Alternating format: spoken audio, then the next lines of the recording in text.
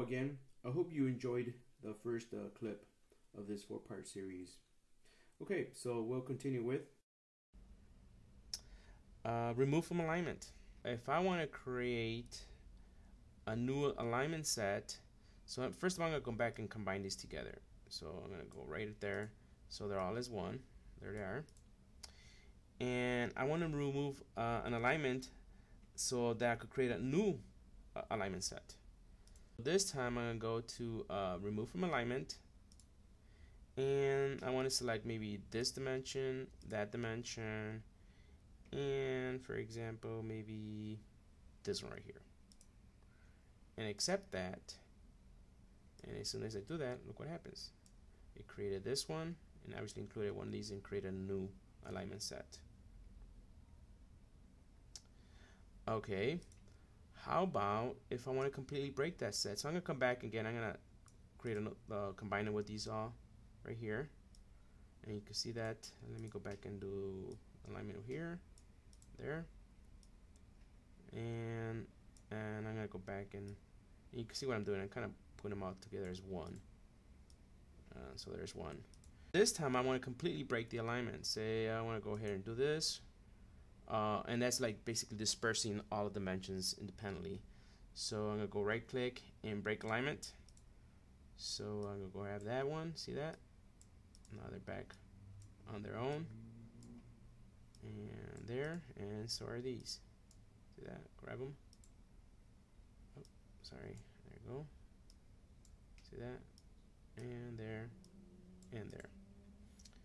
And if I want to combine them again, and again you can pick and choose. At this point you kind of start seeing what I'm doing here. I can make this one as a group, and maybe I want to grab that one as a group, and this one as a group, and you can see that there's a group, there's my other group. So you can manually grab them, or simply manually create your groups, or simply select dimensions from one group to create another group. And see that. My next one is actually from a tech support call from a customer, and basically what happened was, let me go ahead and place some distance between dimensions here. Go right here, there, and there, and there, and there. So what happened was, I guess the customer was placing some dimensions and somehow grabbed the dimensions and kind of just dragged them out here, and not realizing what he had done. And at that point he's like, oh, what happened here? So he was trying to basically grab them and trying to fix it, and it wasn't really doing much. It's like, oh. So what happened was, they deleted those and basically do it over again, and decided like, hey, how do I fix this, or where's the workaround that? So I went in there and say, oh, okay, yeah, that's basically what you need to do, is simply grab this dimension, grab it out here and just push it back, and see how it just flips back the other way. And at that point you can simply grab your dimension here and push it back out here, and this could have happened here from this point, from this dimension as well. See how it just kind of goes out there, and all you need to do is simply grab that and push it out here, and that's pretty much it. Alright, moving forward, let's say that you have a dimension and you want to move it to a new location. So let me go ahead and for example, you have this dimension here, and you're like, no, actually I want to move this from these two center points. So there's two ways of doing that. I could simply grab the dimension and hit the Alt on my my keyboard here, and then grab the little endpoint. As soon as it turns into a crosshair, at that point you do a left click, hold, and then drag it to a new location. There. Alright, and do the same thing again. Alt, hold, drag, and get the center point. Done. Okay. I'll do exactly the same thing. I'm going to hit undo and use this command called attach dimension.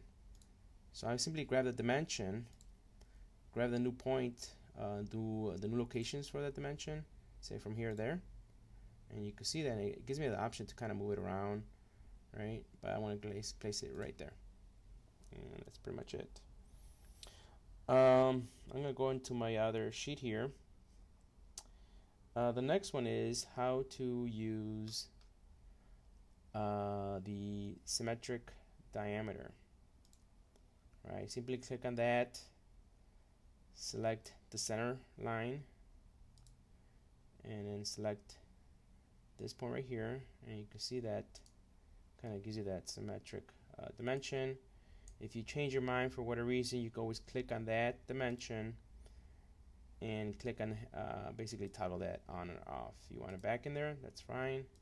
You want to take it off, that's great. You could also do a detail view. So let me create a detail view of that. Let's say I make that half of it right about there. Place it out here and do exactly the same thing. So this time I'm going to select on my main view the center line, and then go to the detail view and select that, and there it is right there. The other thing I want to show you is, traditionally, Smart Dimension is the one that most everybody uses, and it's pretty self-explanatory, right? So you simply click on that by, and what I mean self-explanatory is being smart, is that I could simply grab on a, let's say for example, this radius there, and you can see that it gives you the radius symbol. I could click on a diameter, obviously it's going to give you that diameter symbol there, and I could click on other geometry, and according to, depending on how the geometry is set, you could just move your mouse around and kind of get the dimension that you want. Say for example I want it there. Another thing I want to show you is, let's say for example you could still use your Smart Dimension, but let's say I want an angle, but obviously you have the angle command here, so I'm going to click on that, and you can see that again. You can kind of get the idea there, right? Place it wherever you want. And I could get the same thing by using, if you were, let's say you were already on your Smart Dimension and you're like, oh yeah, I want to select this and that, and you're like, oh wait, I want an angle, by simply hitting the A on your keyboard, and you basically get exactly the same thing. Okay, so the next one is, let's say that let me move around over here.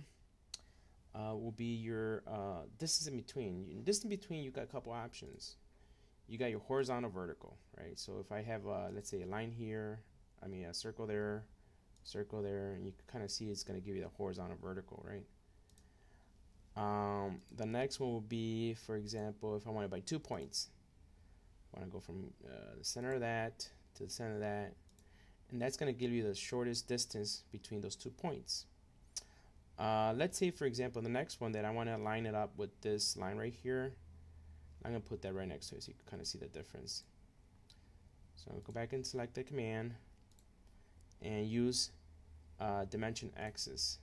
By doing that, I'm going to select this icon here and say I want to make sure that it's axis to this point, then select the point here and there, and you can see that I'm kind of getting them together so you can see the difference between this one and that one right there.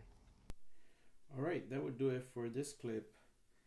Stay tuned for part 3 on managing dimensions in Draft. Thank you.